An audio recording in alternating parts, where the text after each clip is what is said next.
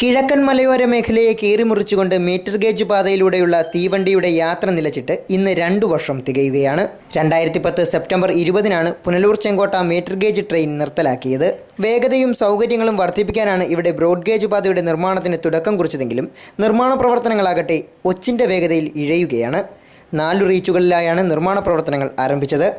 പുനലൂർ ഇടമൺ റീച്ചിൽ 15% നിർമ്മാണ പ്രവർത്തനങ്ങൾ മാത്രം നടന്നപ്പോൾ ഇടമൺ കഴുതുരുട്ടി റീച്ചിൽ മൺവേലകൾ പോലും പൂർത്തീകരിച്ചിട്ടില്ല.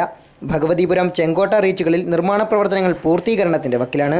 ഇതാകട്ടെ മധുര ഡിവിഷൻ്റെ കീഴിലും. ബാക്കി ഡിവിഷനുകളെല്ലാം തിരുവനന്തപുരം ഡിവിഷൻ്റെ കീഴിലാണ്. ഒരു കാലത്ത് കിഴക്കൻ മലയാള നാടിനെയും തമിഴ് മണ്ണിനെയും വ്യാപാര വാണിജ്യപരമായി ബന്ധിപ്പിച്ചിരുന്നതിൽ മീറ്റർ ഗേജ് ട്രെയിൻ സുപ്രധാന പങ്കാണ് വഹിച്ചിരുന്നത്. 45 കിലോമീറ്റർ ദൈർഘ്യമുള്ള പുനലൂർ ചെങ്കോട്ട മീറ്റർ ഗേജ് പാത 1904 നവംബർ 1-നാണ് യാഥാർത്ഥ്യമായത്. ഹരിതാഭമായ കാനന വഴികളിലൂടെയും തുരങ്കങ്ങൾക്കുള്ളിലൂടെയും ബ്രിട്ടീഷ് തലച്ചോറിൻ്റെ മികവ് തെളിയിച്ച 13 കണറ പാലവും കടന്നുള്ള ട്രെയിൻ യാത്ര ഏതു സഞ്ചാരിയുടെയും മനം കവരുന്ന കാഴ്ചയായിരുന്നു. മീറ്റർ ഗേജ് ട്രെയിനിൻ്റെ അവസാന യാത്രയ്ക്ക് വികാരനിർഭരമായ യാത്രയയപ്പായിരുന്നു ആളുകൾ നൽകിയത്. റെയിൽപാതയെ കിഴക്കൻ മേഖല അതിരറ്റ് സ്നേഹിച്ചിരുന്നതിൻ്റെ ഏറ്റവും വലിയ തെളിവായിരുന്നു ഇത്. പുഷ്പഹാരങ്ങളും കൊടിതോരണങ്ങളുമായി അണിനിരുന്ന പതിനായിരങ്ങൾ അല്പം കണ്ണുനീരും ചേർത്താണ് മീറ്റർ ഗേജ് ട്രെയിനിന് യാത്രയയപ്പ് നൽകിയത്.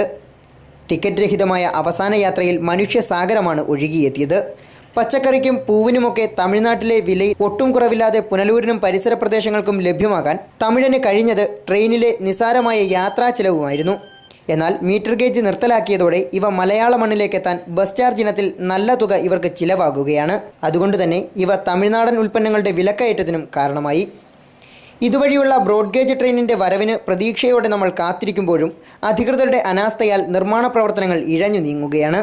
റീച്ചു നിർണയത്തിലെ അപാകതകളാൽ പുനലൂരിൽ നിന്നും ഇടമൺ വരെ ട്രെയിൻ എത്താൻ കാലതാമസം നേരിടുമെന്നാണ് വിലയിരുത്തൽ. ഇടമൺ കഴുതുരുട്ടി ഭഗവതിപുരം റീച്ചുകളിലെ നിർമ്മാണമാണ് ഏറെ ബുദ്ധിമുട്ട്. കണ്ണറപ്പാലത്തിലെ ജാക്കറ്റിങ്ങും തുരങ്കങ്ങളുടെ വിസ്തൃതി കൂട്ടലുമൊക്കെ കാലങ്ങൾ നീളും. ഇത് ഗാട്ട് സെക്ഷനിലായതിനാൽ നിർമ്മാണം പൂർത്തീകരിക്കുന്നതിനായി 5 വർഷമെങ്കിലും എടുക്കുമെന്നാണ് കരുതുന്നത്.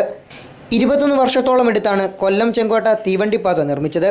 ഈ പാതയ്ക്ക് വീതി കൂട്ടി സൗകര്യമൊരുക്കാൻ ആധുനിക സാങ്കേതിക വിദ്യകളുടെ സഹായമുണ്ടായിട്ടും നമുക്ക് ഇനിയും കാലങ്ങളെടുക്കും. ഇഴഞ്ഞു നീങ്ങുന്ന ഗേജ് മാറ്റത്തിന് മാറ്റമുണ്ടായി. മടങ്ങിവരാത്ത മീറ്റർ ഗേജ് പാതയിലൂടെ ചൂളം വിളിച്ച് കൂകിപ്പായുന്ന ബ്രോഡ് ഗേജ് തീവണ്ടിയുടെ കടന്നുവരവിനായി നമുക്ക് കാത്തിരിക്കാം. സുജിത് സുരേന്ദ്രൻ, ലൈവ് വാർത്ത, പുനലൂർ.